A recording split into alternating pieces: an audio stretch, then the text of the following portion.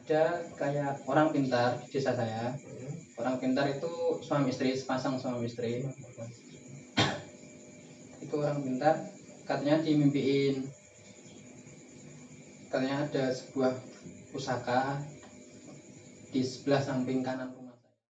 Kak popo, nah arep apa yang cukup, tapi nah enak kedaden kau awake sampeyan ojo sangkut pauto keluargaku.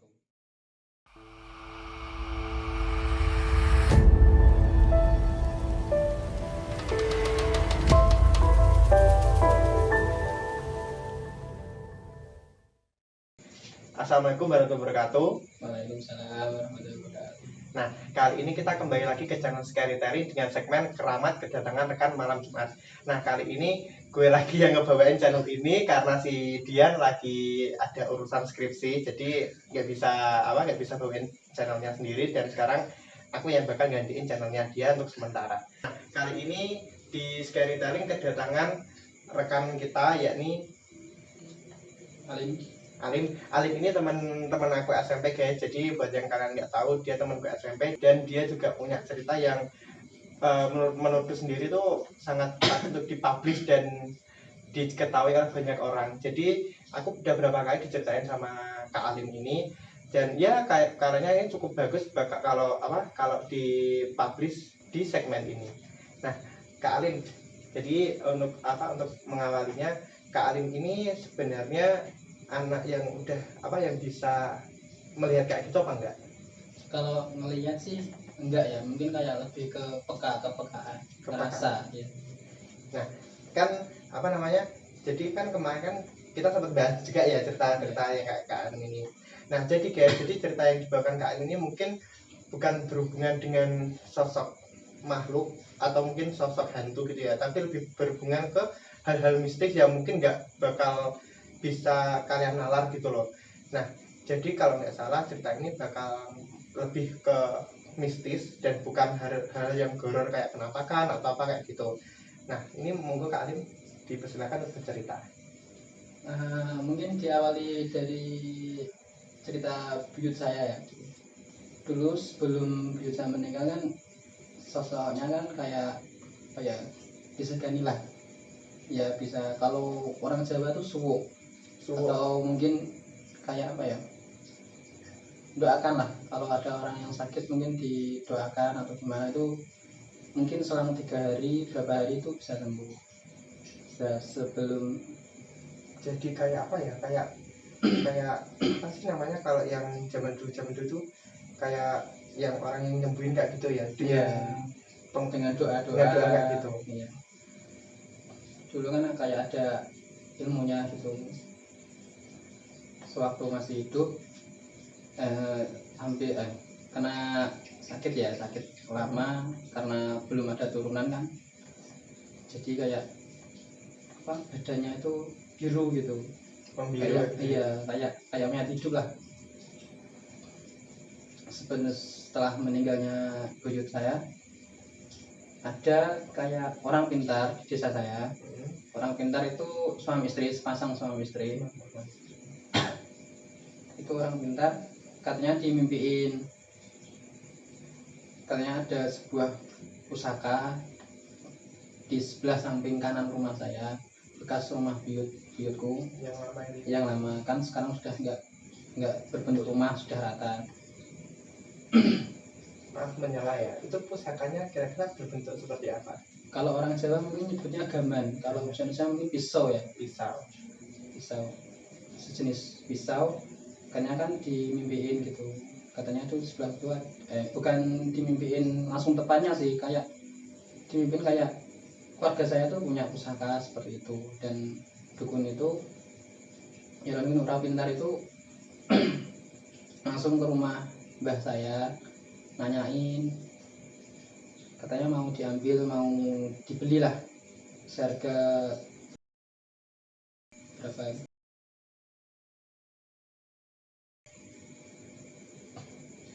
Seperti itu lah. Mbahku kan nggak mau, sebenarnya kan dia kan nggak punya, emang nggak megang pusakanya itu kan nggak megang. Jadi memang ditolak, tapi kan orang pintar itu kan masih maksa kalau mbahku dibilang gini, kalau bahasa Jawa ya gak popo nah arep apa yang cukup, tapi nah enak kedaden kau awake sampeyan ojo sangkut pauto keluargaku. Mungkin bahasa Indonesia gini, nggak apa-apa kalau mau diambil, tapi kalau terjadi apa-apa sama kalian, sama kamu atau orang pintarnya itu, jangan salahkan keluarga kami, jangan salahkan saya, jangan salahkan keluarga kami. Mungkin seperti itu kalau bahasa Indonesia. Dan orang pintarnya itu nyanggupi, jadi setiap Jumat, hari Jumat sekitar habis Jumatan ya, sekitar habis Jumatan sekitaran jam 2 itu pasti ke rumah bawa orang-orang, dan di lokasinya itu diputarin orang-orang, entah baca apa saya nggak tahu, itu mas zaman SMA, mungkin zaman SMA. Itu yang orang-orang lain itu pengikutnya atau gimana, atau murid-muridnya dari dukun itu? Mungkin muridnya atau gimana saya nggak tahu, atau memang pesuruhnya atau nggak tahu. Setiap hari Jumat mesti seperti itu ya, setiap hari Jumat kan seperti itu, tapi kok nggak dapat kan, kesal, orang pintarnya kesal, jadi akhirnya turun tangan. Suami istri itu orang pintar dua itu turun tangan, didoain sendirilah di lokasinya itu, didoain sendiri, dan ya nihil, nggak dapat apa-apa. Terus selang beberapa hari dari Jumat nggak datang, katanya mau didoain di rumah lah, dari rumah mereka gitu ya, di rumah mereka masing-masing. Entah beberapa hari terkena penyakit yang laki-lakinya dulu, yang laki-lakinya dulu kena penyakit, entah penyakit apa nggak tahu, tapi langsung meninggal. Dan selang beberapa hari, satu hari kalau nggak salah, 2 hari besoknya langsung yang si istrinya. Ya. Itu apa namanya, jadi apa beritanya tuh sampai menyebar ke keluarganya Kak Alim berarti? Iya, sampai menyebar. Kalau mungkin penasaran, datengin nggak apa-apa, tanya di desa saya nggak apa-apa, terkenal kok, dulu terkenal. Kasus itu terkenal di desa. Berarti gini, berarti kan tadi kan sempat itu kira-kira orangnya kayak dukunnya itu kayak muterin itu ritualnya itu udah berapa kali, maksudnya berapa kali ritual gitu di lokasinya? Setiap hari Jumat sih, cuma berapa harinya nggak tahu kan, saya nggak selalu di rumah. Iya, nggak selalu di rumah. Berarti setelah si pesuruhnya gagal dan mereka akhirnya turun tangan sendiri dan mereka nggak dapat, malah mereka yang kena imbasnya gitu. Kena imbasnya meninggal dua-duanya berarti. Karena kan sebetulnya kan sudah diperingati sama mbah saya, diperingati karena resiko memaksa itu kan harus berhadapan sama yang jaga. Jadi ya gitu, ibaratnya ya kayak saya maksa ngambil benda milik pian, ya kamu kan yang jaga, kamu nggak boleh, jadi kan ngerebut paksa kan harus bentrok. Nah, sedangkan yang orang pintar dua itu bentroknya kalah. Jadi yang dibayar tuh nyawa. Jadi mereka itu tarik paksa berarti? Iya, tarik paksa.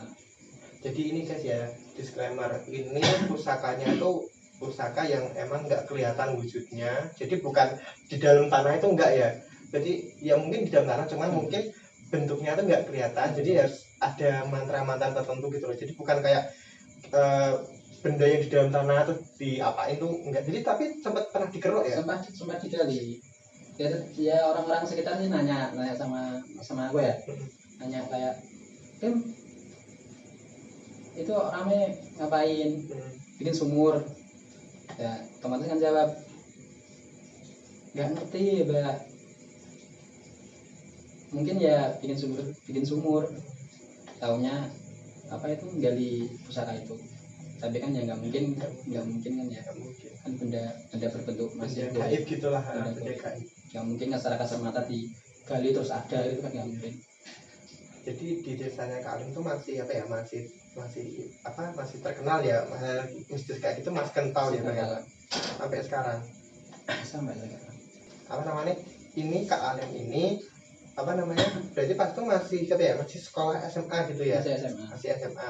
Terus dengar berita kayak gitu, satu keluarga apa nggak ngasih tahu Kak Alim gitu, atau kan kayak ngasih tahu ini kayak gitu? Ya dikasih tahu sih sebenarnya. Nah ini, jadi aku pernah dengar ya, kalau pusaka gitu biasanya kan diturunkan dari generasi ke generasi atau ke mungkin keluarganya saudara gitu. Nah ini Kak Alim ini pernah dapat apa ya, kayak mungkin dari dulu buyut Kak Alim atau dari kakek atau neneknya Kak Alim, kalau penerus-penerusnya yang harus mewarisi pusaka ini atau mewarisi ilmu ini, itu Kak Alim pernah dengar gak? Atau mungkin bahkan pernah langsung di kayak, Lim kamu yang jaga ini ya selanjutnya kayak gitu, pernah nggak gitu kan? Kalau dilihat dari ceritanya Kak Alim kan buyutnya kan punya pusaka dan masih ada gitu, sebenarnya mesti ada yang masih melanjutin kayak gitu. Mungkin kayak warisan ilmu ya, turunan, nggak secara langsung sih ngomong, cuma dari bapak buyut saya kan ngomongnya ke bapak saya. Dari awal kan emang buyutku kan ngincarnya kan sama om saya, karena om saya kan dia bener, emang sholatnya kan dia lengkap lah, sholatnya kan rajin, tapi muris selalu jenisnya apa? Kalau di luar mungkin nakal lah, ya suka berantem, suka keluyuran sepertinya gitu lah. Buyutku kan nggak suka, terus akhirnya pindah ke saya. Saya orangnya sih culun sih ya, lebih ke culun, nggak pernah keluar, nggak pernah apa, tapi sholatku ya bolong-bolong lah, bolong-bolong. Jadi sampai meninggalnya tuh susah banget meninggalnya, sampai kayak mayat hidup lah, biru gitu ya gitu, sama kan kotak kan ya, sama otot itu sampai kelihatan. Itu gara-gara jadi itu ya ilmu lah, kalau ilmu nggak diturunin kan seperti itu. Mungkin teman-teman pernah ngalamin lah kayak kakeknya atau apa, mungkin seperti itu, kayak meninggalnya ya susah meninggal, mungkin karena ilmunya belum diturunkan. Jadi sampai meninggal akhirnya ilmunya tuh nggak sampai turun, berarti nggak sampai turun. Jadi kayak apa ya, mungkin kembali ke benda atau mungkin kembali ke apa, sambil nunggu apa penerusnya ya, seperti itu. Itu kenapa nggak coba ke mungkin apa ayahnya Kak Alim kan om ya, kenapa nggak ayahnya Kak Alim nggak masuk list tadi? Maksudnya tadi kan yang masuk list kan omnya Kak Alim sama Kak Alim sendiri. Ya. Ayahnya Kak Alim ini nggak masuk list? Ya nggak tahu juga sih kalau gitu, mungkin dapat ilmu sendiri lah ya. Mungkin bapaknya itu dapat ilmu sendiri, atau mungkin belajar dari mana kan nggak tahu. Coba kan carinya Bu itu kan kalau dikatakan yang kosongan ya, yang belum belajar apa-apa. Jadi itu berarti harus kosong gitu ya, kosongan. Dulu kalau nggak salah saya pernah cerita itu ya, yang ini ada hubungannya sama cincin itu nggak, yang dulu sempat Kak Alim cerita gitu loh, yang cincin harimau yang sempat Kak Alim hilangkan itu loh. Oh itu masih itu enggak sih, enggak. Bukan. Itu kan dari om saya. Akhirnya kan om saya kan enggak sampai mewarisi itu kan, sampai meninggalnya buyutku. Itu dapat dari ya teman-teman pernah ngalamin lah, kayak perguruan gitu lah. Ya. Itu cincin apa itu? Bisa jelasin nggak? Nggak tersebutin ya, mungkin karena nyangkut perguruan. Cincinnya apa gimana? Ya, cincin. Ini nggak tahu sih, katanya sih buat aku. Emang pengen ikut atau gimana kan nggak tahu, cuma dikasih gitu sampai hilang mungkin kelupaan kencing sih. Itu di mana itu? Adalah di sebuah taman. Jadi diwariskan, dikasih cincin karena cincinnya mau ngikut Kak Alim, tapi karena teroboh lah. Teroboh gitu. Itu kayak dimana sama om itu? Ya di mana aja. Itu kira-kira cincinnya berarti ada isinya ya itu ya? Ya katanya ada isinya, cuma kan nggak terlalu percaya lah aku sama seperti itu. Cuma ya suruh bawa ya tak bawa, cuma nggak terlalu percaya. Ini kembali lagi ke yang tadi ya, yang soal apa pusaka yang ada di rumahnya Kak Alim itu. Nah dulu aku sempat dengar Kak Alim pernah juga cerita ya, yang ada yang tetangganya yang ngadi-ngadi itu loh. Yang ya. Gimana itu? Itu sih ceritanya ini apa, tetangga kan ngaku Nah, katanya kan sehabis kejadian itu kan dua dukun itu ya. ya dua orang pintar itu sepasang suami istri kan meninggal selang beberapa mungkin semingguan, nggak ada sih, berapa hari ya, 5 harian lah. Katanya tuh tetangga saya tuh kayak mimpi, dimimpiin katanya tuh kayak benda itu tuh buat aku gitu, buat aku, memang digariskan untuk aku gitu. Tanya tetangga saya ya, maksa mbak saya. Nah, mbak saya kan otomatis kan nggak tahu ya.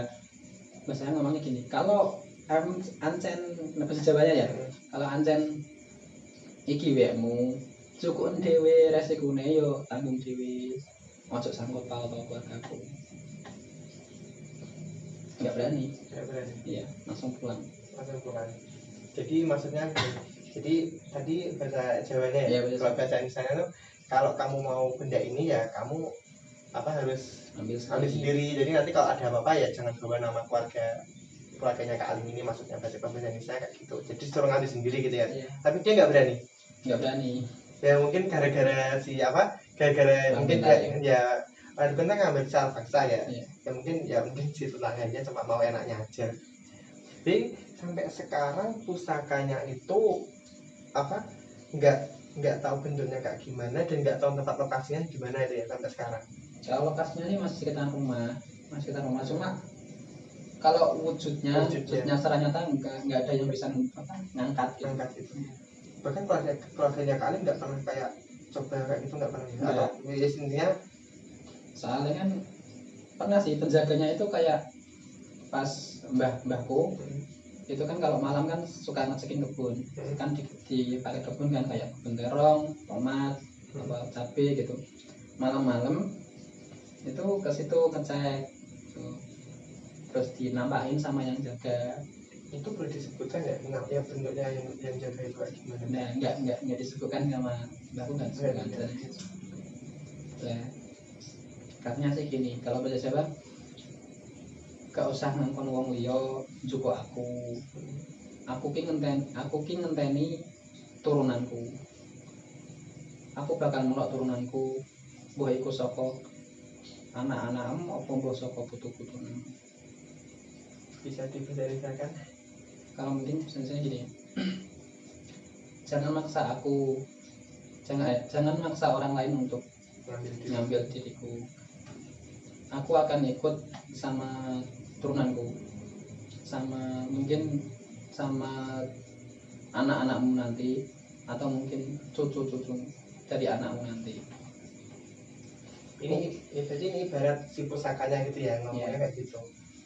Karena pada dasarnya kan benda gaib kan nggak bisa dipaksa seharusnya, karena itu kan dari turun atau mungkin warisan.